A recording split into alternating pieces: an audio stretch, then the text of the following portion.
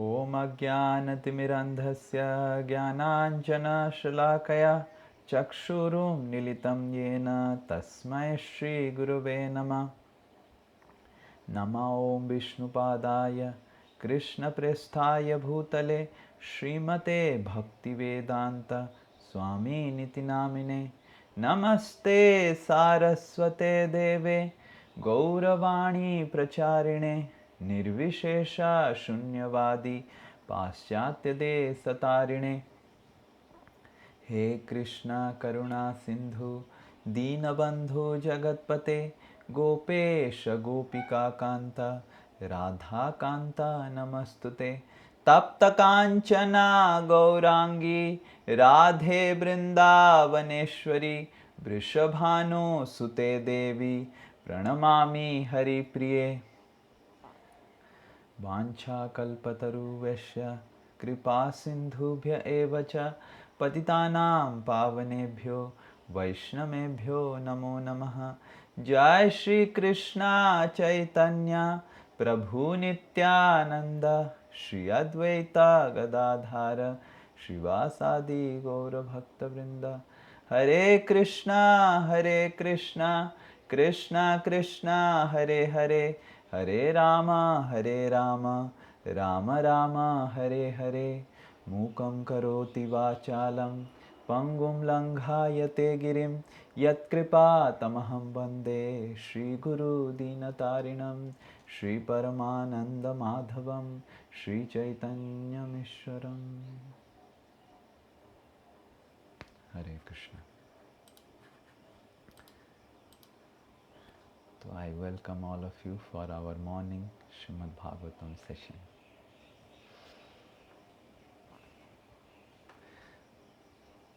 So last class we were discussing about how Indra, because of so much of pride of material opulence, got little bit distracted and committed a small so-called insignificant mistake. Mistake was not that so big according to material standards. And Brihaspati could understand that though the mistake was small, but Indra's pride was so high, and being so concerned about Indra. Actually, if you see, one can really offend Brihaspati. This is what, in a small little bit, okay, you have just come, you wait for some time, Indra will definitely give you audience. But it's not that Brihaspati felt offended. Rather, Brihaspati felt concerned. That is why Biswanath Chakravarti Thakur says that Sukadev Goswami uses a special word, specific word in this section that is called Tushnim, that is silence. So Brihaspati, the activity that Indra did was offensive. He didn't receive. He didn't got up. But actually Brihaspati never felt offended. Being always absorbed in spirituality, Krishna consciousness, he was not feeling offended, but rather he was very, very concerned about his disciple. Especially when a disciple becomes proud, the spiritual master is extremely concerned. Out of concern, Brihaspati just went away. And Indra realized his mistake. What a mistake I did, and he started repenting. We all discussed last class, we saw how Indra was repenting and just condemning all types of material attachments and all those things. And Indra collects all the primary, the main demigods, Vayu, Surya, Varuna, Chandra. Indra collects everyone. And all of them go to Brihaspati's residence. Actually, Brihaspati's residence is on the top of Mount Meru. All the major demigods, they stay on the top of Mount Meru. There is an inverted conical mountain completely made of gold on the center of the universe. When we will discuss about the universal structure of the fifth canto, we will discuss about all these things. And also you can visit our new Mayapur temple, which is coming up by maybe within 2 years. Then you will see the entire structure of the universe according to Srimad Bhagavatam and all the Vedic scriptures. So there is a beautiful, beautiful mountain which is like an inverted cone on the center of the universe. And on the top of, because the cone, if it is inverted like this, and the base of the cone is a very, very big place.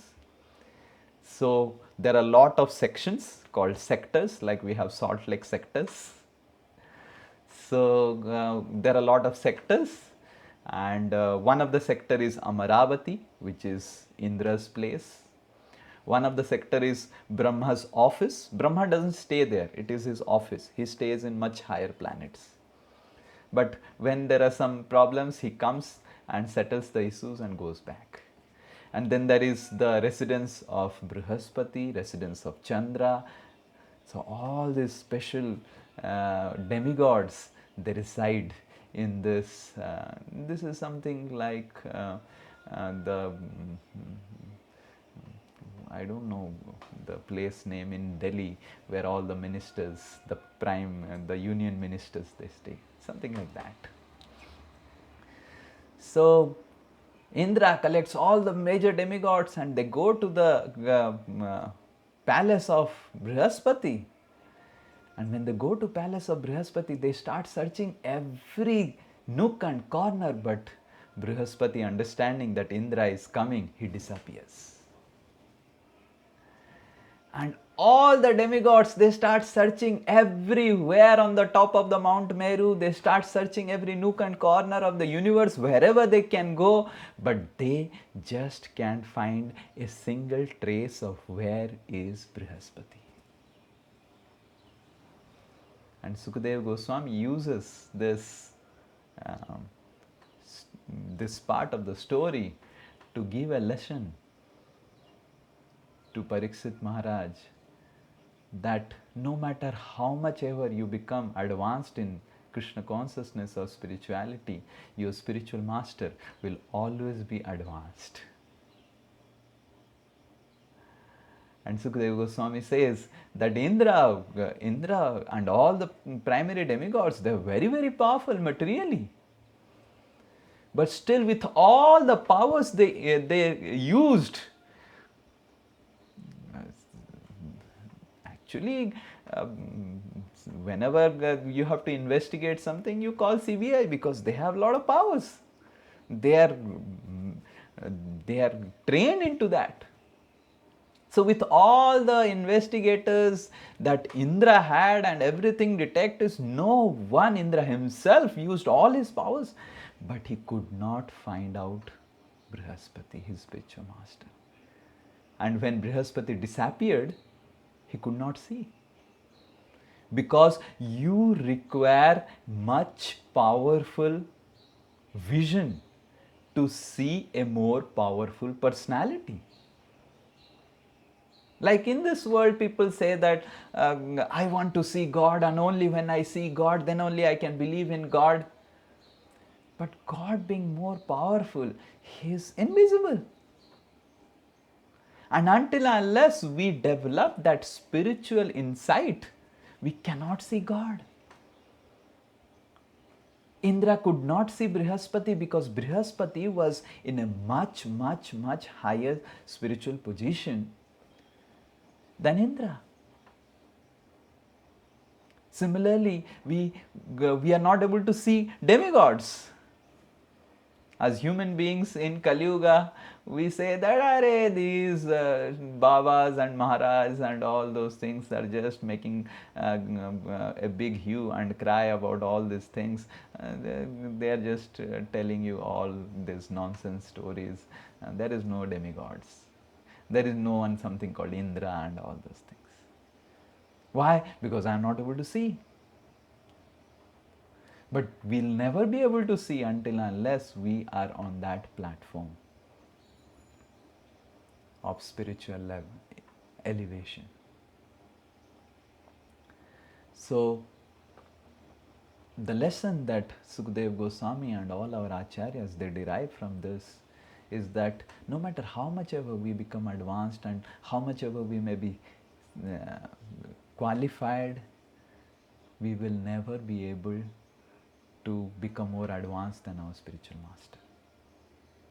You see, spirituality is not about some skills that we can acquire.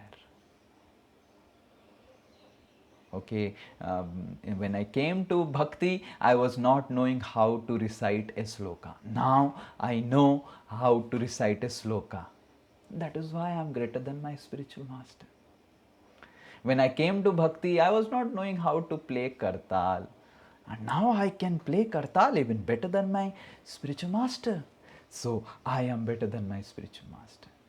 When I came to bhakti, I was not knowing how to speak, but now I can speak maybe like my spiritual master or maybe better than my spiritual master. So that is why I am better than my spiritual master.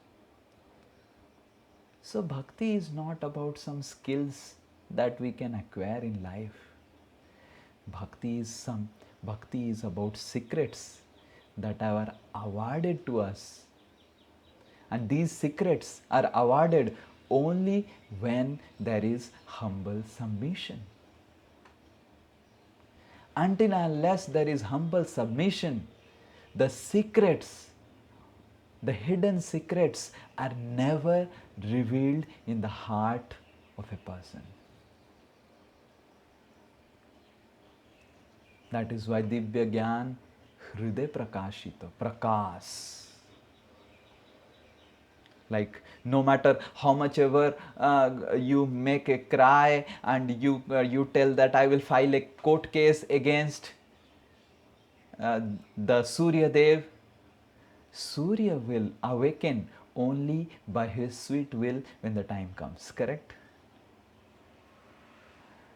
Can Dasosmi family file a suit case that today why Surya didn't come? No, we just can't do. We just have to wait and when Surya will appear. So exactly in the same way, we can practice the external things of spirituality, Krishna consciousness, like learning different slokas, reading Srimad Bhagavatam, reading Bhagavad Gita, and remembering the slokas of Bhagavad Gita. We can do it, all those things externally. But all those external endeavors, if they are done in a spirit of humility and humble submission, can only reveal internal realizations and convictions. So if these external endeavors that we are doing, if they are not done in humble submission, we will not have any realizations. And how do we know that we do not have any realization? When the right time comes to use it, we will not be able to use it. We will forget it. We have experience that we know, yes, I do not have to be angry, I do not have to be egoistic, and yes, Prabhuji, yes, I have to be humble, and then we are put in a situation. One devotee comes and really, you know how you have seen, like imagine you take a peacock feather and you put it in your nose and how you feel, like you start sneezing and all the water comes out and you start the eyes start watering. You have seen a peacock feather. Or there is one flower that comes in this season called kas fool. So you take a kas fool and in the nose a little bit and you start sneezing and yes. So similarly, sometimes some devotees start doing those things with our ego. And when those devotees, and sometimes even our husband or wife does like this to our ego. And when that happens, and then we have heard so much, I have to be humble. Trinadapi sunichena taroriva sahishruna amanina manadena. I must give respect and I must not demand any respect. But everything we forget. Why we forget when we require it the most? You'll be amazed if you read the 10th canto. All of you know the story. The story of Sudama and Krishna. How many of you know the story? Please raise hands. Because all of you, if you open the video, then I understand that you are raising hands. Yes, so the story of Sudama and Krishna. Sudama and Krishna, they actually served their guru. They went to collect firewood, to follow the instruction of their guru, and when they went to follow the instruction of their guru, there was so much tremendous disturbances, so much of wind, cyclone, and still they continued to serve. And when they came back, Sandipani Muni speaks a very significant verse. And Sandipani Muni says that because you pleased me by your humble service, dedicated service, I bless you that all the knowledge and realizations that you received from me, you will able to remember them at the right time. That's the blessings. So remembering all the things that we are learning in when the time is favorable is not the mercy of spiritual master, because that is coming from our intelligence.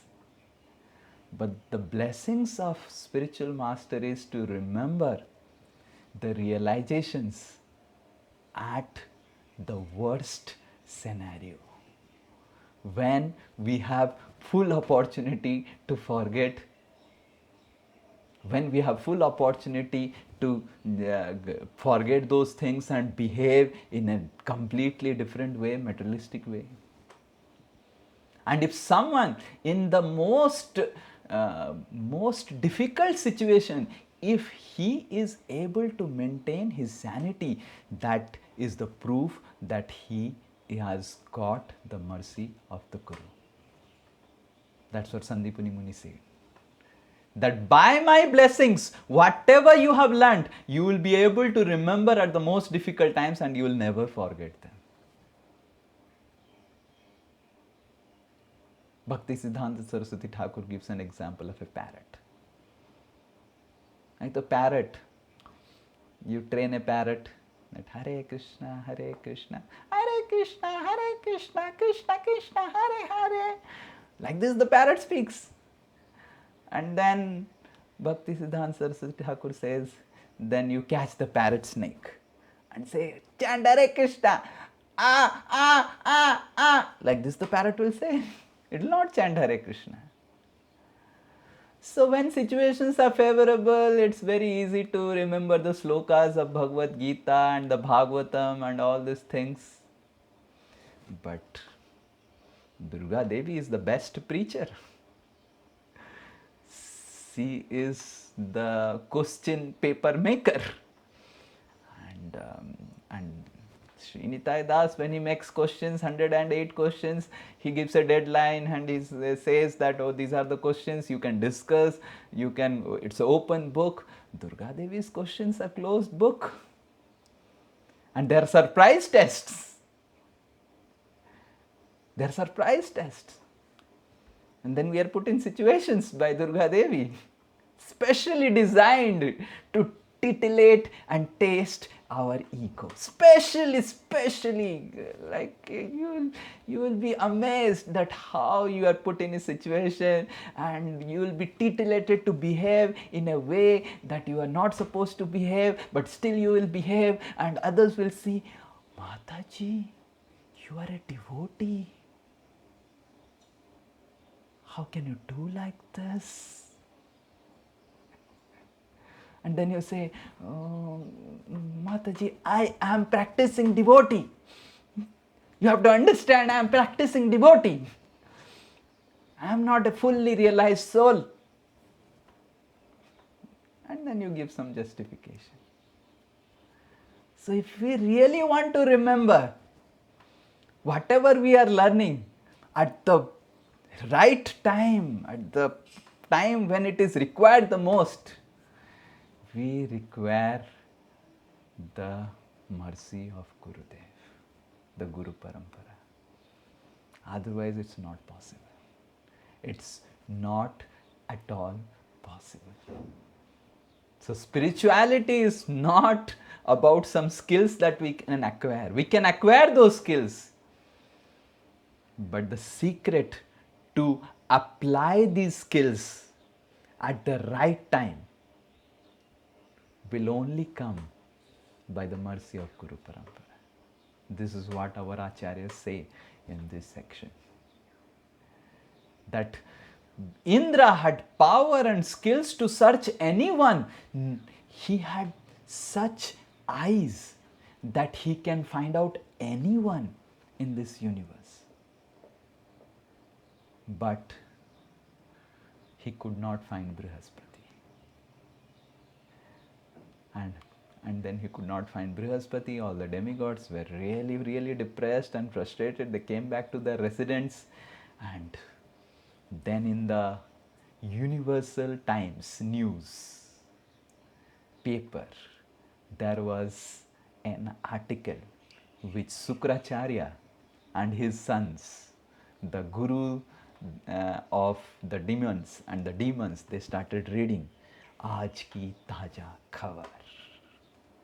Aaj ki taja khabar, aaj ki taja khabar, aaj ki taja khabar. And what is the taja khabar of Aaj ki? That the demigods have offended their spiritual master Brihaspati.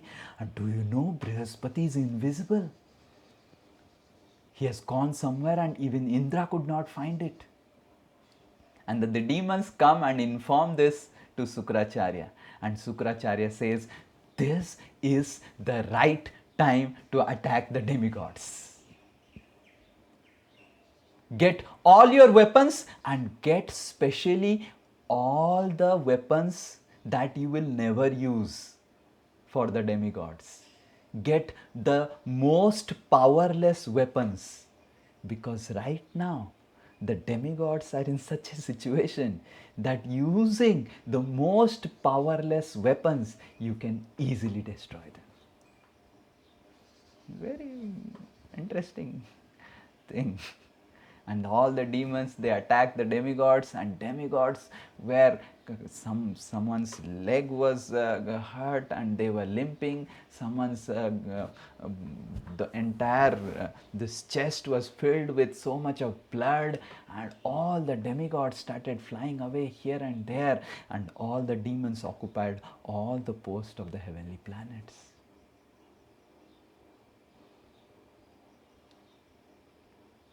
And this is the result of offending spiritual master. There is a beautiful verse that we will recite now. All of you can. This is from the 10th canto. This is when Sukadev Goswami is speaking about Kamsa. Sukadev Goswami, when he is discussing about Kamsa's atrocious activities, just to give a glimpse to Parikshit Maharaj what is going to happen in the future, Sukadev Goswami is just giving this sloka. Right? This sloka is spoken by Sukadev Goswami as an insight to what will happen in the future to Kamsa. Om Namo Bhagavate Vasudevaya. Om Namo Bhagavate Vasudevaya.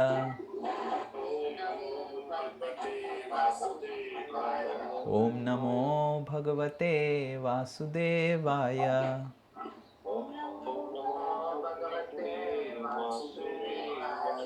Ayushriyang Yasodharmang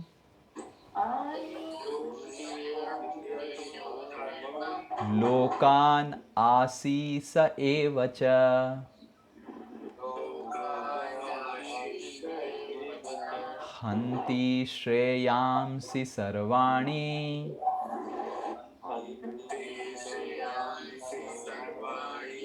Pumso Mahad Atikramaha.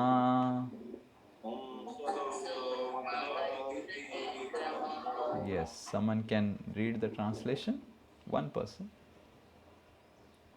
Yes, Kushal Vihari Prabhu. My dear king, when a man persecutes great souls, all his benedictions of longevity, beauty, fame, religion, blessings, and promotion to higher planets will be destroyed. So Ayu, one's lifespan, Shriyam, one's beauty, Yasha, one's fame, Dharmam, one's religion and practice of spirituality, Lokan, one's elevation to higher planets, Asisa, whatever blessings previously he has got, Evacha, matlab there are many other things also. Hanti, it gets completely destroyed. Shreyamsi, whatever auspiciousness he has in his life, Sarvani, all. Pumso, any man, Mahadatikrama, when he offends great souls. So, because of the offense to Brihaspati, the demigods lost everything. And Sukadeva Goswami says, and all our acharyas, they comment that this is the danger of offending spiritual master. That whatever we have learnt, we lose everything. We lose everything. One may question that Bhagavad Gita says that whatever neha vikrama nasosti, never ever the spirituality will get destroyed, whatever we have learnt. How is that? Here in Bhagavatam it is spoken that it will be lost. So that is why Bhagavatam is the next level study after Bhagavad Gita. Generally, when one comes to the level of Bhagavad Gita, then he is a new person. A new person doesn't, he is naturally humble. मेरे को कुछ पता नहीं है. I just don't know anything. But when he comes to the level of Bhagavatam, he knows the entire Bhagavad Gita. He knows so many slokas. And that is why this sloka is very, very important. Because he starts offending based on his knowledge. Knowledge breeds pride. And pride comes before fall. So, everything is lost. Not exactly lost. It gets covered over. It is just like you have one crore of rupees in your bank account and you forget the pin. Or you forget the debit card pin. Or you forgot which signature you did. Then it's covered over. So you lose everything. And in the pastimes of Lord Sri Chaitanya Mahaprabhu, just to exemplify this principle, Lord Sri Chaitanya Mahaprabhu enacted this wonderful pastime. which we will discuss now. This comes in the 4th chapter of Ante Leela of Chaitanya Charitamrita. One day when Sri Chaitanya Mahaprabhu was there in Jagannath Puri, one personality known as Ramachandra Puri came to visit him. Ramachandra Puri was a disciple of Madhavendra Puri. And Madhavendra Puri had 9 prominent sannyasi disciples. Ramachandra Puri, Madhavendra Puri, Ishwara Puri, and then Brahmananda Puri, Paramananda Puri, Keshav Bharati, like that, 9 prominent sannyasi disciples. And Sri Chaitanya Mahaprabhu took initiation from Ishwara Puri, who was disciple of Madhavendra Puri. So in that way, Ishwara Puri and Ramachandra Puri both were god brothers. And because both were god brothers, Ramachandra Puri was on the level of spiritual master for Sri Chaitanya Mahaprabhu. So Ramachandra Puri comes to Jagannath Puri. And Ramachandra Puri comes to Jagannath Puri to meet Sri Chaitanya Mahaprabhu and Paramananda Puri. And then he comes, then Sri Chaitanya Mahaprabhu puts Dandavat obeisances, and Paramanand Puri pays obeisances. They all embrace each other and they start discussing Krishna Katha. And after a long time, Jagadananda Pandit, who's very dear to Sri Chaitanya Mahaprabhu, who is incarnation of Satyabhama in Chaitanya Leela, Jagadananda Pandit comes. And Jagadananda Pandit, when he comes, he requests, "Oh, Ramchandra Puri, you have come, Puri Mahasaya, you have come, Puri Gosai, you have come. Please come to my house and take prasad today. Do today Viksha in my house." And then Puri Gosai accepts the invitation, and Ramchandra Puri goes to Jagadananda Pandit. Jagadananda Pandit arranges lot of prasadam, lot of prasadam, and Ramchandra Puri takes prasadam. And after that, Ramchandra Puri asks Jagadananda Pandit, "When you will take prasadam?" Jagadananda Pandit says, "Oh, you go and take rest. I will take prasadam." So no, it's duty to serve Vaishnavas, and I must serve you. And Jagadananda Pandit says, no, you don't have to serve me, you go and take rest, I will take myself. No, I must serve you. It is the duty to serve Vaishnavas. And then Ramchandra Puri started serving and feeding Jagadananda Pandit, and Jagadananda Pandit says, no, I am full, mera ho gaya. No, you must take more prasadam, you are becoming thin, you must take more prasadam. No, I am full. And like that, Ramchandra Puri fed so much of prasadam. And then after the entire prasadam got over, Ramchandra Puri says that I have heard that Lord Chaitanya's followers, they eat lot of prasadam. Now I have personally seen that how they eat so much of prasadam. What type of renunciation they exhibit? This is simply a ayvas. And then he went. And what Jagadananda Pandit will do? You fed me so much. Like, I have come here to Sumit Prabhu's house. Imagine Parul Mataji feeds me 1 chapati, 2 chapati, 3 chapati. I said, no, I am full, already have problems. No, you take one more. No, please take one more. And you take one more. And then at the end of prasadam, he says that, oh, I felt that you just take 2 chapatis. But you have taken 6 chapatis. Our entire ration is over. And still you are not becoming fat. That means all people are feeling that you are very, very renounced. But now I have known what you are. like that. Parul Mataji is not doing like this, but just to give an example. So this is how Ramchandra Puri behaved, and then he went away. And like this, he will go and do with all the people. He will appear uninvited,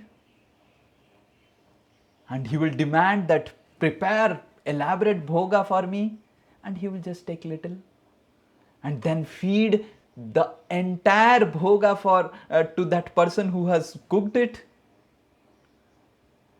And then when the person has eaten all these things being forced by Ramchandra Puri out of respect, then he will start criticizing that you are simply a sense gratifier. You are simply have no control over your senses. And Ramchandra Puri started because his main purpose was to find faults with Sri Chaitanya Mahaprabhu. So he started scrutinizing all the routine of Sri Chaitanya Mahaprabhu, where he is going and eating prasadam, where he is doing whatever he is doing. Lord Sri Chaitanya Mahaprabhu, Kaviraj Goswami says that to feed him required 320 rupees per day. It is all fixed. And with that 320 rupees, 4 devotees along with Sri Chaitanya Mahaprabhu used to take prasadam. That means Sri Chaitanya Mahaprabhu used to take prasadam worth 80 rupees, 80 kaudis, 80 consels, small consels. Matlab it is not rupees, it's say 80 paisa, you can imagine. 320 paisa and 80 paisa. And anyone who wants to just invite Sri Chaitanya Mahaprabhu or just to bear the expense of Sri Chaitanya Mahaprabhu's per day of prasadam, then he doesn't have to give 320, he just have to give 80 paisa.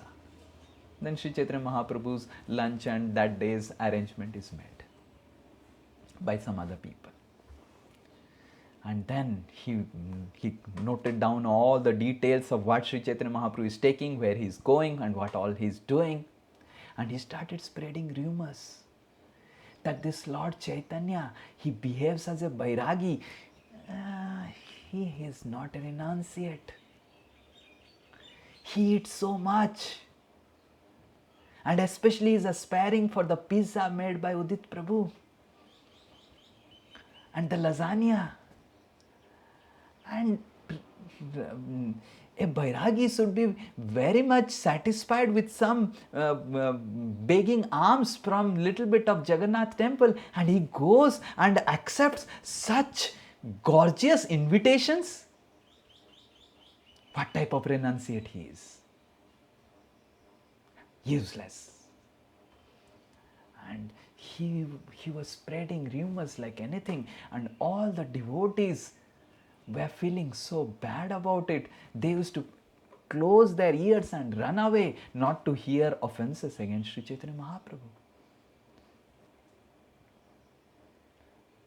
And then one day, Puri Gosai comes to Gambhira, where Lord Chaitanya stayed in Jagannath Puri for 24 years.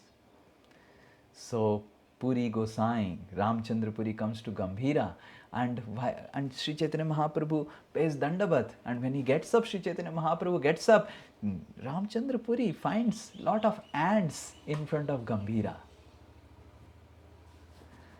And Ramchandra Puri says, now I have understood this Lord Chaitanya, how hypocrite he is.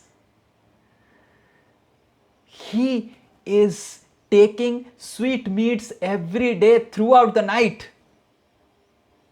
And the proof is there are so many ants that are crawling in front of Gambhira. And how much sense uncontrolled he is. The Lord Chaitanya Mahaprabhu felt like ants are everywhere, what I can do?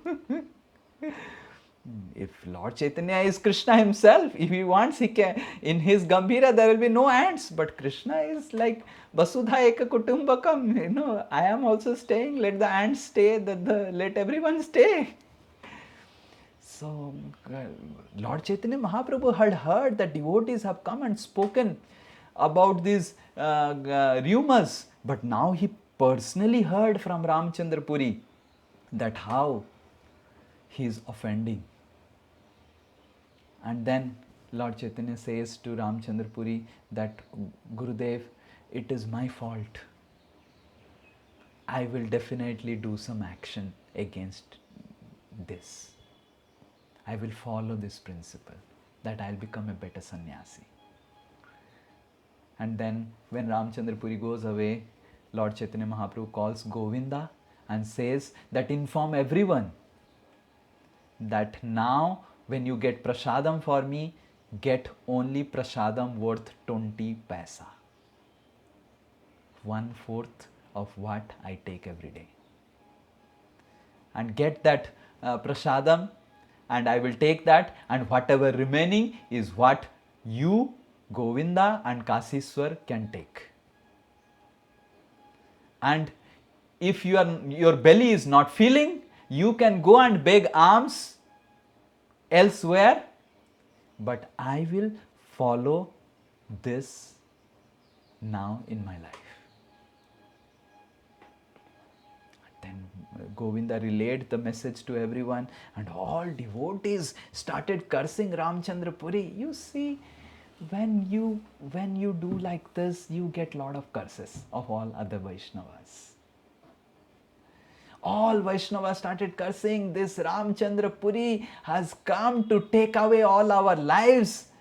Such a horrible Ramchandra Puri, why he came like this. They started cursing Ramchandra Puri. And then all devotees also started taking half. Some devotees completely left taking prasadam. And there was complete like Sanata mourning the entire Puri. No one was happy. And then Ramchandra Puri understood. After many days, Ramchandra Puri comes to Sri Chaitanya Mahaprabhu and says, I have heard that you have reduced your prasadam to 1/4 or half. Do you think you will be able to attain the spiritual realization just by doing all this dry renunciation? This is simply useless. You are simply getting deviated. This will never land up you anywhere. And the Sri Chaitanya Mahaprabhu fell at the feet of Ramchandra Puri and said, yes, I don't know anything about spiritual realization. Please teach me what I have to do. Then Ramchandra Puri said, this dry renunciation is useless. Get rid of this dry renunciation, and he left. And then all the Vaishnavas, Paramanand Puri, they all come, and the Vaishnavas request Sri Chaitanya Mahaprabhu that you please take prasadam, that is the natural quality of Ramchandra Puri. He is a professional critic. He is completely attained mastery in criticizing Vaishnavas. So please don't hear. Then Lord Sri Chaitanya Mahaprabhu said, oh, why you are offending Ramchandra Puri? He is my well-wisher. He is telling the right thing. All of you have spoiled me. I have been telling you again and again that sannyasis should not eat so much. You are feeding me so much. It is you who have spoiled me. He is giving me right direction like a father, like a guru. I will follow whatever he is telling. And then all devotees, they left. And all devotees were just cursing. And then when all devotees left prasadam, they were not eating anything. Sri Chaitanya Mahaprabhu left prasadam. Ramchandra Puri could not find any way, any means to offend and criticize the Vaishnavas. And that is why because of lack of business, he left. Just like a company, when there is no business in a state or a city, he leaves that city, and like there are so many companies now leaving India. And so like that, Ramchandra Puri leaves Jagannath Puri, and when Ramchandra Puri leaves Jagannath Puri, Kaviraj Goswami writes that just like when there is a big stone on your head and then the stone is dropped away, how relieved you feel. Similarly, all the Vaishnavas started telling and doing Mahotsav and again inviting Sri Chaitanya Mahaprabhu. And Kaviraj Goswami explains why Ramchandra Puri has got this attitude. As I said before, Kaviraj Goswami explains in this chapter of the 4th chapter of Antya Leela that Ramchandra Puri was disciple of Madhavendra Puri, and Iswara Puri was also a disciple of Madhavendra Puri. And when Madhavendra Puri was in last stage of life, Madhavendra Puri actually brought love of Godhead to this earthly platform. He was the first personality to exhibit the symptoms of love of Godhead. He is considered the root of our parampara. He is considered the root of spontaneous, loving emotions, spiritual emotions to Krishna. And then Madhavendra Puri, when he was in last stage, he was crying, remembering Krishna. Oh Krishna, where are you? Where are you? Where are you? And Kaviraj Goswami explains that there is one verse which is the gem of our sampradaya. I want that all of you remember this verse. Kaviraj Goswami says there is one verse which is gem of our sampradaya, and it was only Madhavendra Puri who revealed to us this verse, which is directly spoken by Srimati Radharani when Krishna goes to Mathura and Dwaraka. And Kaviraj Goswami says this verse is the essence of all spiritual realizations. This verse spoken by Srimati Radharani, revealed to us by Madhavendra Puri, explains the glory of Srimati Radharani and the glory of feeling loving separation from Krishna. All of you want to hear the verse? Okay, thank you. आई दीन दयार्द नाथ है, मथुरा नाथ कदा व्यलोक्यसे, हृदयं त्वदलोक कातरं दयिता भ्राम्यति किं करोम्यहम्। आई दीन दयार्द नाथ है, आई दीन दयार्द नाथ है.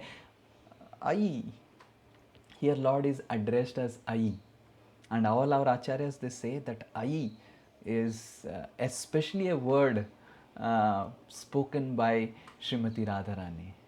Like I am generally cultured ladies do not like to speak the names, and they say, "ए उन्होंने, किसने ना उन्होंने ना इनके पास है." They will not like to tell now the names and everything. And when that is made into vocative, Srimati Radharani is speaking about Krishna. I, Deena Dayarda Nath hai. Actually, Krishna is the Lord of fallen souls like me. And why he has become Mathura Nath, Dwaraka Nath? Mathura and Dwaraka, they are filled with civilized people. They do not require much shelter. They are much advanced. I do not know why Krishna is going to a place where no one requires Mathura and Dwarka is filled with so much of advanced souls. Why they require Krishna?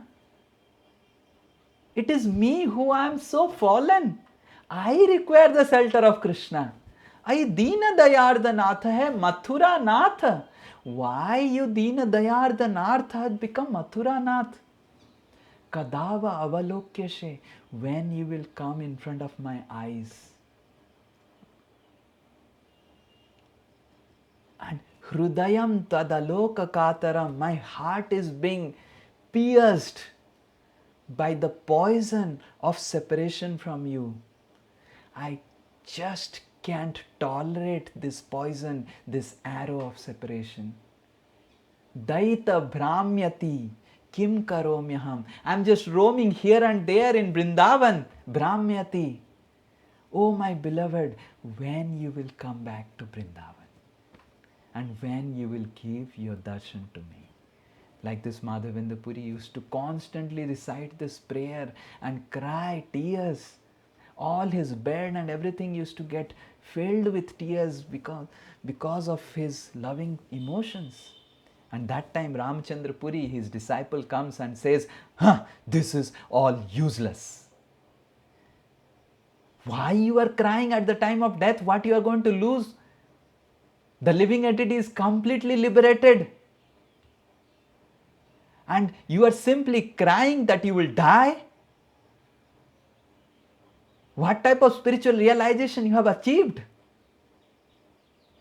The real spiritual realization according to Bhagavad Gita is Brahma Bhuta Prasannatma. He is completely happy. And you are miserable at the time of death. What will happen in your next life? Focus on the Brahma Jyoti, Brahman, and become happy and become liberated from this crying and happiness. This crying and happiness of this world is all useless. And like this he instructed his spiritual master. And when Madhavendra Puri heard this, he said, you papista, you sinful rascal, you do not show your face to me. I am feeling separation from Krishna and you are telling me to merge into Brahman. You get away from here.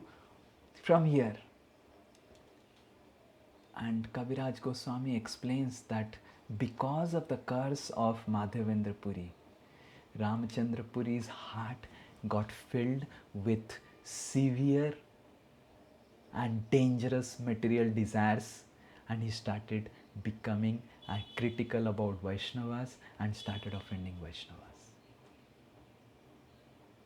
While on the other hand, Kaviraj Goswami explains that Iswara Puri started serving Madhavendra Puri very nicely in his last stage, practically cleaning the stool and urine of Madhavendra Puri and making him remember about Krishna, singing songs from different acharyas and singing Srimad Bhagavatam slokas. And Madhavendra Puri was so pleased with Iswara Puri, his disciple, that he blessed him that may you get love of Godhead. And because of the blessings of Iswara Puri, Madhavendra Puri was blessed Iswara Puri with the opportunity to become the spiritual master of the entire universe. Lord Sri Chaitanya Mahaprabhu is the spiritual master of the universe. And Madhavendra Puri became the spiritual master of Lord Sri Chaitanya Mahaprabhu.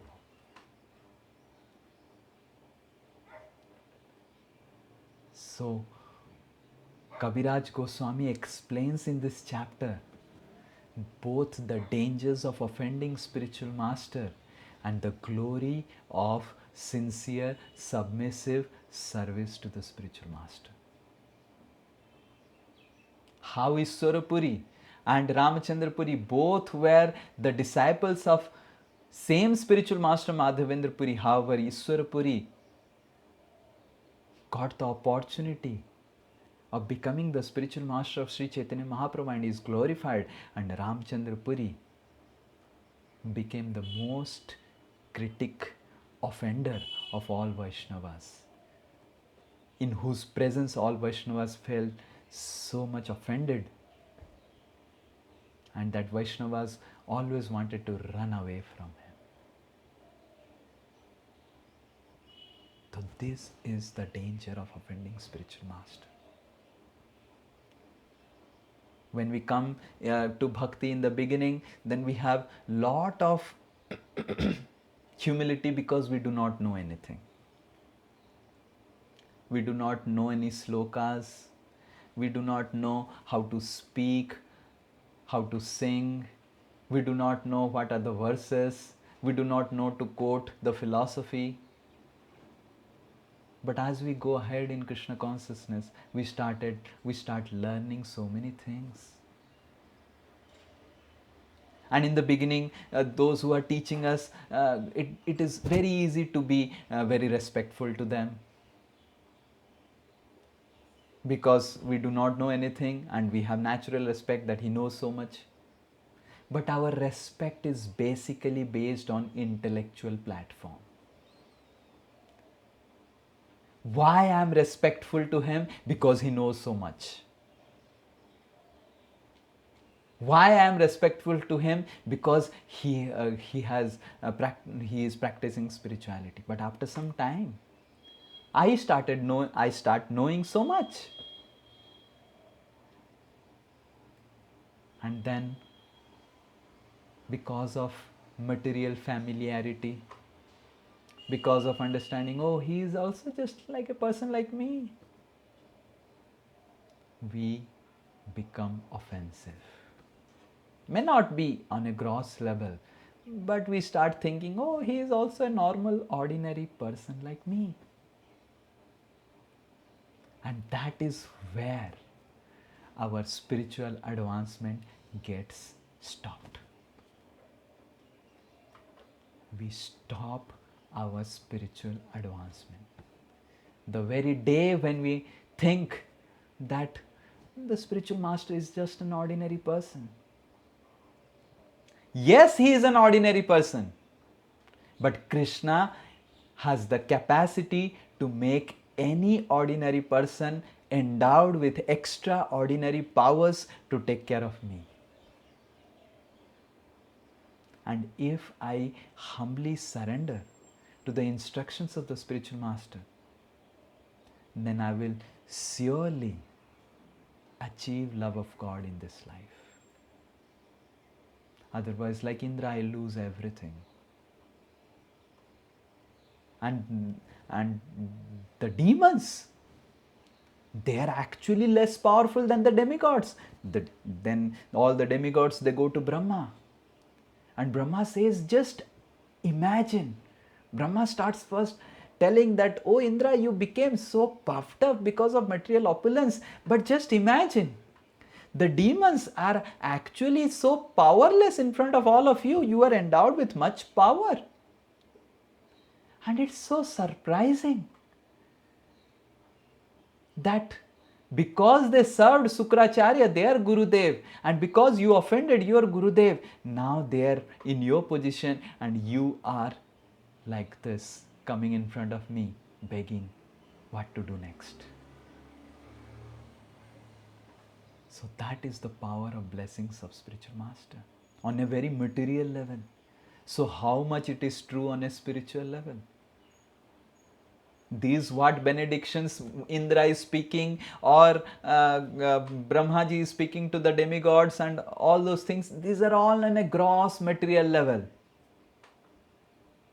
So how much true is this principle on a spiritual level? And we see from the example of Ramchandra Puri. The example of Indra is that when we offend spiritual master, we lose everything materially. And the example that scriptures reveal about Ramchandra Puri tells us that we lose everything spiritually when we offend spiritual master. And if we simply try to sincerely follow the principles of spiritual master, the instructions that we are receiving, with a very, very simple heart, then Krishna will be conquered by our endeavors. We'll be able to capture Krishna within our heart.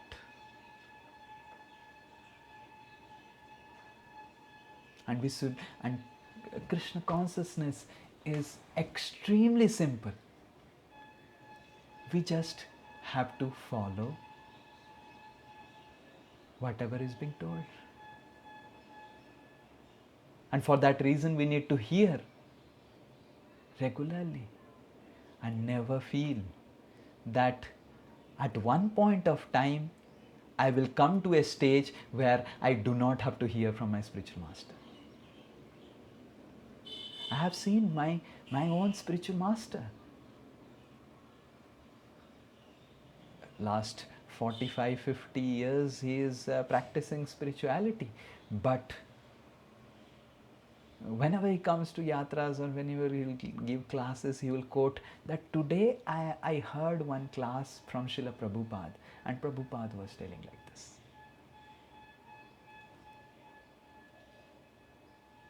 So what about us? How much? Personally in my life I saw whatever little bit I am able to do, I am not able to do anything. But whatever little bit others feel that I am able to do on a sentimental level, whatever little externally I am able to do, I understand that all these things are all bliss because I am simply repeating whatever I am hearing from my spiritual master. And nothing else. And Srila Prabhupada himself used to say that I am, because whatever I am able to do is because I am simply trying to repeat what I have heard from my spiritual master. The tendency of materialistic mind is that there is something else somewhere. The tendency of material mind is there is something else somewhere in the YouTube. But last 15 to 16 years I have heard nothing else other than my spiritual master. And it has worked. And it's working. And to be very genuine, it's really, really powerful. Krishna actually acts in our life through the words of spiritual master. And more we are serious in hearing them, noting them down and trying to contemplate on them, meditate on them, more and more we will get spiritual strength in life. So Krishna's all powers, all potencies through which we can practice spiritual life is stored in the words of the spiritual master. And more we hear them regularly, on a regular basis. We will see that our spiritual life becomes extremely smooth and steady. Our chanting is not steady, our reading of Srimad Bhagavatam is not steady because we are neglecting to hear from the spiritual master on a regular basis. We are getting affected by the material modes because we are neglecting to hear regularly from the spiritual master. Without the words and strength of Balramji, we can never get rid of the pangs of material nature.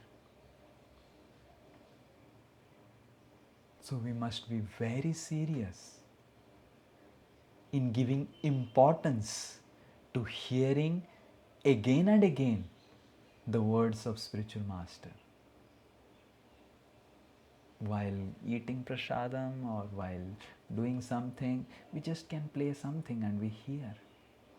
And more we hear, more and more Krishna will reveal the secrets of Krishna consciousness in our heart. And what Brahma instructs Indra and how Indra follows it, and what happens after that. If all of you want to hear and understand, please do come in the next class. Hare Krishna, Krishna Krishna, Hare Hare, Hare Ram, Ram Ram, Hare Hare.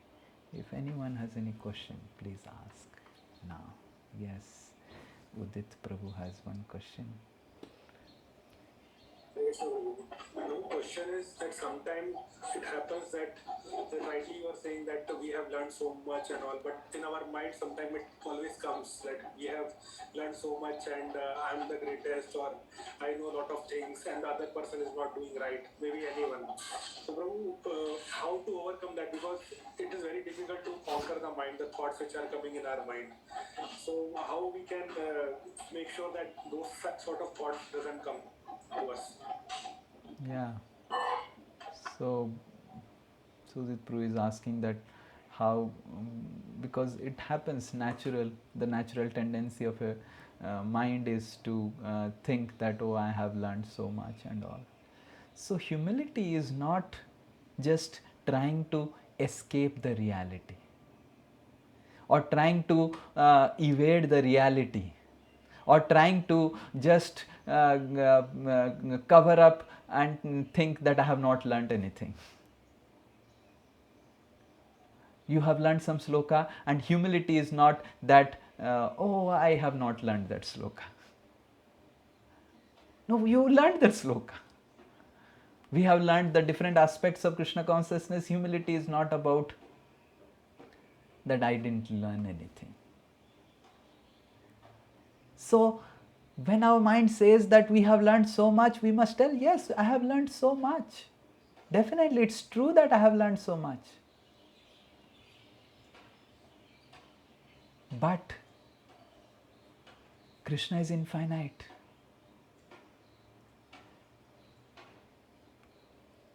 So I have learned so much, but Krishna is infinite.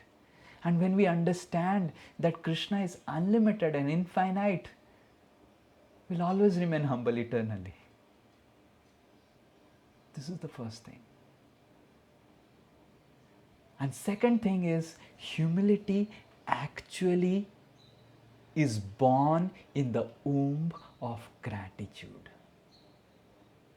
Just like we are born in the womb of our mother, because mother's womb becomes a conducive atmosphere. They say it's all test tube babies and all, but test tube babies are not test tube babies. Previously I used to think test tube babies matlab from the test tube the baby will pop out like a popcorn, but it's not like that. Test tube babies are not test tube babies, they come like normal babies. So just like the mother's womb is a conducive atmosphere to develop a child and give birth to a child, exactly in the same way our scriptures explain that gratitude is a conducive atmosphere to develop humility. So when our mind says, we must understand that, okay, I have learned so much, but who are the people who helped me to learn all these things? And if I am grateful, then I'll remain humble.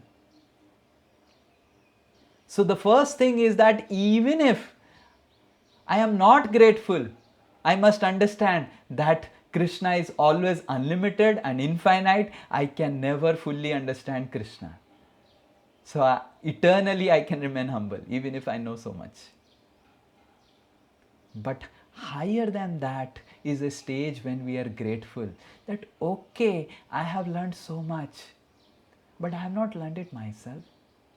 I have learned it by the mercy of the Vaishnavas, the Guru.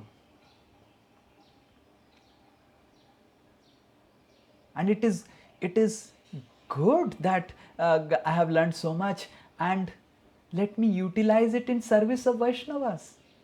Why I am simply wasting my time thinking I have learned so much, I have learned so much, I have learned so much, and becoming a miserly man? Just like we keep on telling, I have earned so much, I have earned so much, मेरे पास इतना पैसा है, मेरे पास इतना पैसा है. But if you do not utilize that money, it's useless. So we should feel okay, even if it is fully true that I have learned so much, then what I am doing with what I have learned? I am doing nothing. Let me serve the Vaishnavas, let me serve my spiritual master and utilize whatever I have learned in service of Krishna and spiritual master.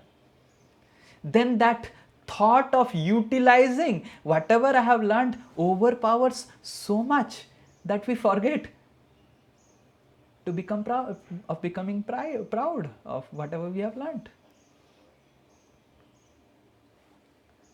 So on a 3 levels we can actually control our mind. On the first level, on a very gross level, we can control it, understanding that what I have learned so insignificant. Krishna is infinite actually. On a second level, we can learn that even if whatever I have learned is all because of the mercy of spiritual master, and through gratitude we can become humble. And on a most higher level, if we engage in service to spiritual master and all the Vaishnavas, then by the blessings of Vaishnavas, because of our sincere service, we will naturally become humble. So that is the highest platform, engaging in Mahat Seva. Whether we are proud, whether our mind is telling whatever it is telling, if we simply engage in Mahat Seva, like Iswarapuri engaged himself, then we'll be blessed with all wonderful Vaishnava qualities. Yes? Does that answer question? Yes, Kushal Bihari Prabhu. Kushal Bihari Prabhu ki jai. Hare Krishna, Prabhuji. Thank you so much, Prabhuji. That was a very wonderful class for understanding very deep concepts of spirituality. And one question, actually 2 questions. I always find it surprising that our parampara is like, we have seen spiritual masters like Srila Prabhupada, Bhakti Siddhanta Saraswati Thakur, who had so much emphasized on the personal aspect of the Lord. So it's like we always want to serve Lord personally. But Madhavendra Puri, who is actually the original Acharya for our parampara, he's one of the main disciples of his, has become impersonalist. So how to understand that, how it happened? Is there any description in scriptures? That is the first question, Prabhuji. So how is that Ramchandra Puri, disciple of Madhavendra Puri, became like this? So we have to understand, Kaviraj Goswami in another part of Chaitanya Charitamrita in the beginning explains that there were 6 sons of Advaita Acharya, who is Mahavishnu, avatar of Lord Shiva. And out of these 6 sons, 3 sons became devotees and 3 sons became horrible Mayavadis and impersonalists, and they started speaking all principles against the right scriptural principles. How is that? Lord Shiva's own 6 sons, 3 of them became like this. Because the free will is always there of a living entity. And the living entity, more and more, he uses the free will to please Vaishnavas, to hear and follow. Then his auspiciousness will start getting revealed in his life. And more the living entity uses his free will to follow whatever he wants to do, whatever he thinks it is right. He will end up into problem. Yaha sastra vidhim uschurjya vartate kamakarata. So Krishna has given us free will to use that and not misuse that. So Free will is always there. Even in our society of Vaishnavas, we see that we stay in the same society. Sometimes I have seen same people come and attend the classes from the same time, but I could see that the level of advancement of different devotees are different, and it's all based on their submission. You tell something to some devotees, they just follow it so strictly, and no matter whatever happens, they will follow it. So that means they're utilizing their free will to follow the instructions very strictly. And you tell someone something, ठीक है, Prabhuji ने बोला है, but it's not so important. I will follow whatever I think it is best. Prabhuji doesn't understand the intricate details of my personal life. He is simply impractical. So, and then he loses the opportunity to get the spiritual test. And we will see, this is 2021, let's wait till 2031. And let's wait till 2041 if I am alive.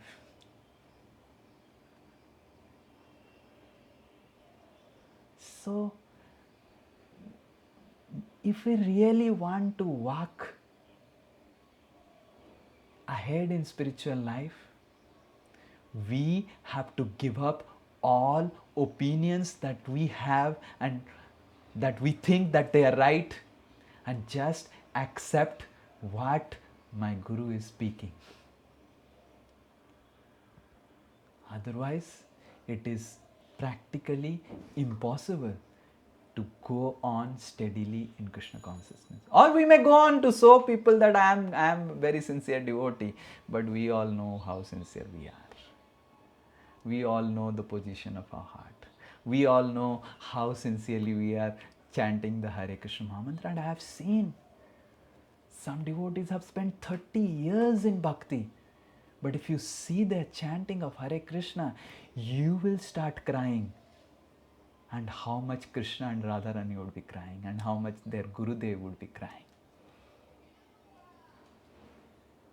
I have seen personally in front of my eyes. Why? Because I think whatever I think is right. Okay, so if you think whatever you think is right, then what training can happen? Who can train you? You are just utilizing your free will to consider, to actually fuel your ego that I am right. If you are right, then you are right.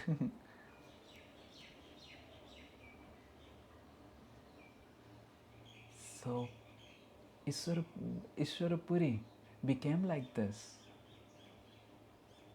because of his humble suggestion, because he used his free will to actually redirect and follow what is being told without interfering his mind, intelligence, whatever he is thinking, that this is what is right, this is what is wrong. My spiritual master is just impractical, he doesn't know the details. I will do whatever I want to do. So we can do whatever we want to do, but Krishna will only take us back to Godhead when he sees that we do whatever our spiritual master wants us to do. Because the goal of spiritual life is not to show to the world how wonderful devotee I have become and get some YouTube views or get some adorations from others. Oh, he has become such a nice devotee, he has become such a nice Bhagavad Kathakar, he has become this and that, and it's all useless. The goal of life is actually that Krishna is pleased with us. And Krishna can be pleased with a simple, genuine devotee who is doing nothing other than simply taking care of his family and doing some little service. But if he is genuinely trying to follow the words of spiritual master and scriptures in his life to best of his ability. So, does that answer? Yes, Prabhuji. So Thank you so much. second, And Prabhuji, anyone else has any question? Then the second question. If no one has else any question, then Prabhu ji, I have a question. yes. तो प्रभु जी, जैसे हम लोग सीख रहे हैं कि वैष्णव सेवा करनी चाहिए, तो हम लोग जिन लोगों को वैष्णव जानते हैं वहाँ पे तो मतलब हम उस चीज़ को एक्सटेंड करते हैं, बट जब हम आउटसाइड वर्ल्ड में जाते हैं, और जैसे कल हम लोग गाड़ी में जा रहे थे, हम देखे old lady around 85-90 years old. She came to our car and asking for some money. So we do not know about her intentions, nothing. So how to address that situation is whether we should give service at that moment, or that is a difficult situation for me to understand actually. Because you got my question, Prabhu. Yes. We know Vaishnavas, whoever we know, okay, we are clear that we need to do seva. But there are people outside we don't know, and they came to our life, and then how to address at that situation if they ask for some service from us. Yes, so if some people come who ask service from us, then we should see our capacity, and that should make us humble. These are all opportunities to make us humble, that how much limited I am in offering any service to anyone. And this lady, why he is suffering, or this person why is coming, because he is not going to Krishna, and I must try to help, or in some way try to make her come to Krishna, give him some prasadam, or make her chant some Hare Krishna or something. Because even if we give money to sometimes beggars, they misutilize the money, because we really don't know what type they will utilize, because many of the beggars are not beggars. Kali Yuga is such a horrible place. Many of the beggars are actually not beggars. They beg, and they have everything, but they beg. So definitely it is important principle that we serve whomever we come and all, because we really don't know who is who, but at least we can pray for them. We can pray sincerely to Krishna that, if Krishna, please take care of this person, I really don't know, and I do not have really that much capacity. So we can pray. We can give some money and tell that please utilize this money in right way, and at least take from a word from her or him that how you will utilize that money. So these are some of the things we can do on a practical level, but we must understand that Krishna is the maintainer, and only he can maintain everyone. No matter how much ever the government is trying to eradicate poverty, eradicate all the beggars, and still there are beggars. Because it's not the government who is making them the beggars. It's not the Durga Devi who is making them the beggars. It's not Krishna who is making them beggars. It's their own karma what is making them beggars. Why the person who came yesterday or whatever, why he is roaming on the street? I have seen some people so ruthless in terms of doing business, so exploitative, that they will do everything to snatch money from others. You have seen people like that? And these are the people who become beggars. Material nature forces and snatches everything from them at the time of death and makes them beggar in the next life. I will tell a personal incident about beggars. Like, I used to entertain a beggars lot. I used to really feel that we should give something and everything. And one time I gave some prasadam to the beggars, and he was feeling like hungry and all. I gave prasadam. And I was personally eating that prasadam, and I gave part of the prasadam. And he threw it. And he said, I I wanted money and you are giving me food? And practically, my half of the food I gave to him, I said, and he threw it. At least he should have given it back, I would have taken. He threw it. So why he is beggar? Because of this mentality. This mentality has made him beggar. And until unless he gives us this mentality, no government, no businessman with whatever charity he can actually make him rich or can make him better on a material level. Because it's inside which creates outside. It's the mentality which gives rise to the external outside gross body. So when we meet, we must try to speak sweet words to them and speak about Krishna. We must give. If we really have feeling that we must give something and feeling that this person is genuine, we must give money, we must give some food. It's important that we give money and food, but it's very, very important that we make them speak that how they will utilize that money or food. And sometimes they speak out that yes, they will utilize it in a proper way, but they may again misutilize it. They may go and do something wrong. They may go and eat non-veg or fish, or may eat tobacco and all those things, or may drink alcohol, and we will get the reactions. But at least if we make them speak that these all the things you can do and these all the things you cannot do with whatever money I can give, and if they tell yes, then at least we are rid of the karma. Imagine we give some 10 rupees to a beggar and we tell that clearly you cannot smoke, you cannot drink, you cannot, with this 10 rupees you cannot purchase a BD, you cannot, these are all wrong, and what you can do is that you can take food. And he says yes. Then we are saved.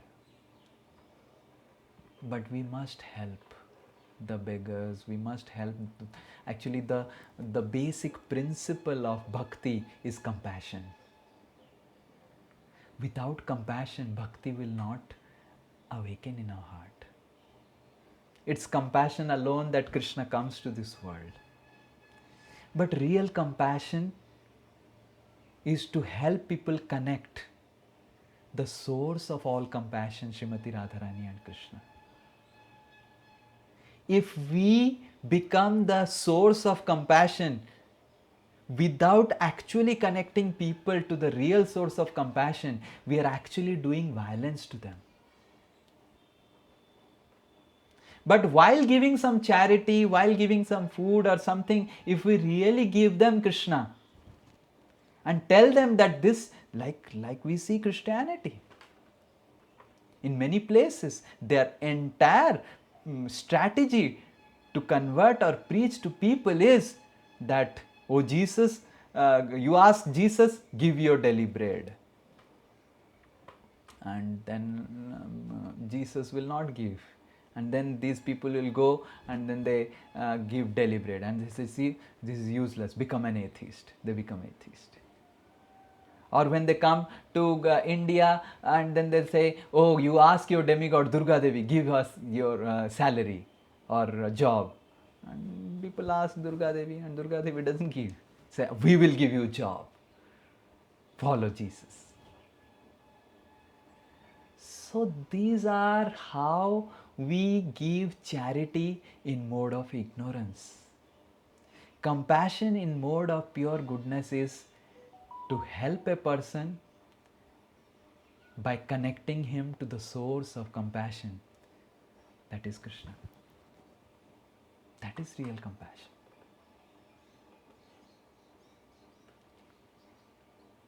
And we must try our level best to help. If a person is coming with a sincere heart, genuine heart to help us, we must try to help with whatever capacities we have. But we must also ensure that that help that we are giving is being utilized in a right way. So Does that answer? Yes, Prabhuji, yes. Yes. So last question by Kushal Bihari Prabhu. In 5 minutes we'll end. Hare Krishna Prabhu. Prabhuji, in one of the classes you had told that sometimes Krishna wants to make us humble, so that's why these anarthas pop up sometimes. And Yes. we realize that how insignificant we are in our endeavor, so we have to remain humble. And today you told that because we don't have that humble submission, so we cannot use that the internal realizations may not come. We may not be able to use the knowledge which we have learned through bhakti. So how to differentiate when Krishna wants to make us humble and when actually I have not understood that no, in my internal realization my submission is missing somewhere. So Biswanath Chakravarti Thakur actually tells these two reasons in the 5th canto. There is one verse, and to the commentary to that verse, Biswanath Chakravarti Thakur says these two reasons of fall down of a devotee. So the first reason, what I spoke previously, that because of desire of Krishna, Krishna wants to make the person humble. And the second reason is that we get affected by Vaishnava Aparadh. But how do you know that it is Krishna's plan, or whether it is actually we have deliberately committed some offenses? That we can know by the fruits. If it is Krishna's plan, something really wonderful can happen through my fall down. Parikshit Maharaj had a slip.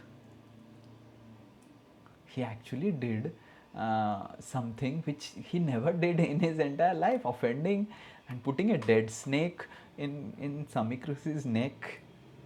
Like, completely illogical. But what happened? Srimad Bhagavatam spoke. So if our fall down can create speaking of Srimad Bhagavatam Katha somewhere, then it is plan of Lord. But be rest assured that we are all not Mahabhagavats like Parikshit, that Krishna will use us in his pastimes to teach others. Krishna has already kept Indra for that purpose. And we should understand that our fall down is basically because of offenses, mostly because of offenses. And sometimes it may so happen that it may be Krishna's plan, and then Krishna will reveal to us that this time you became proud, now this is the situation.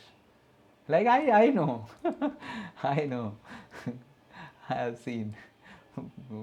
I used to be at one point of time when I newly joined the ashram, so many devotees started glorifying and telling, oh, you know so many slokas, you are actually sloka acharya of our ISKCON, and you know, and all devotees come and ask you which reference is this, and you feel, oh yes, I know so much, I know so much, I know so much.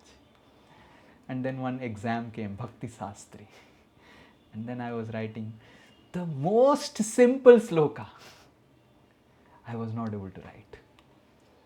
I just was not able to remember. So, and I prayed and I prayed and I prayed and not remember. And finally I prayed to Rupa Goswami that please reveal this sloka is written by you. Lord is not interfering in my life. And then the last moment I remembered, and then I went to Radha Govind and I paid Dandavat. I said, oh, you made me humble, you made me humble. So Krishna will reveal to us that when it is his plan to make us humble. But in most of the time it is offense to Vaishnavas. Yes. Hari Bol, Hare Krishna. Yes, Poonam Mataji has last question.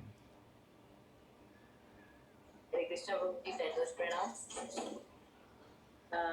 Prabhuji, sometimes like we get instruction from seniors, maybe family members or Vaishnavas, and then how should we know that what is our capacity to serve? Like sometimes if I reply that मैं तो बेचारी मुझसे तो नहीं होगा मैं तो थक जाती हूँ or should I like see in my heart that what is my capacity or am I lying to myself?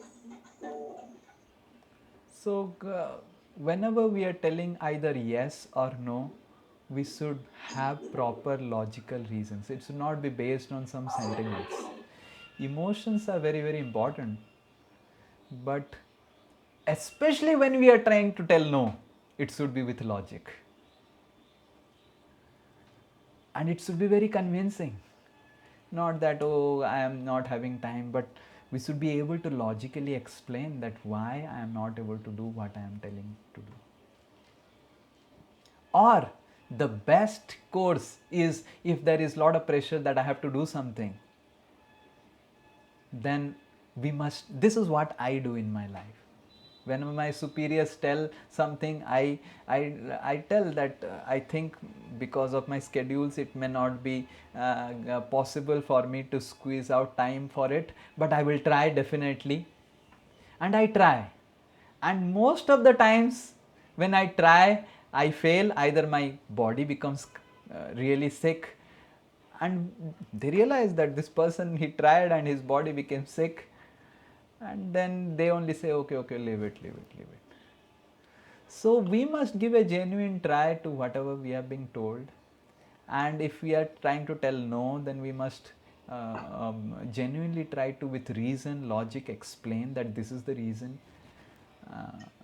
And also it's important that we learn the art of saying sweet no. Our no's are so bitter sometimes that people just can't hear. But yes and no are the same English words, and it can be said in the same way, in the most sweet way. But no, I'll not do it. Don't you understand the situation? I have a small kid, and my husband is fully always in the office. And here in Calcutta, the maids are so costly, and one maid comes and he just is a phakibaji and does all nonsense, and you are pushing me so much. Come here and you will understand how much busy I am. This is sometimes our no. Otherwise, we can say that I really want to help, I really want to serve, but this is my situation. You please tell me how I can, what I can do. So put the ball in his court, like you ask, this is my situation, I have explained, you are my superior, you explain where I should squeeze out time and to do it. And then they realize, oh really, this person is genuine, he really wants to help and serve, but he really doesn't have time.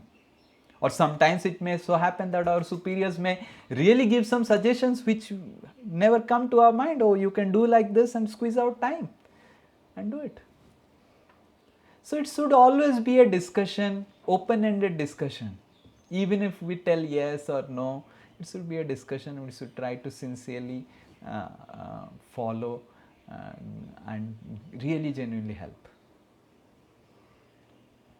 Yes. Hare Krishna. So I think we should end here. Hare Krishna, Krishna Krishna, Hare Hare, Hare Ram, Ram Ram, Hare Hare. Srimad Bhagavad Mahapuran ki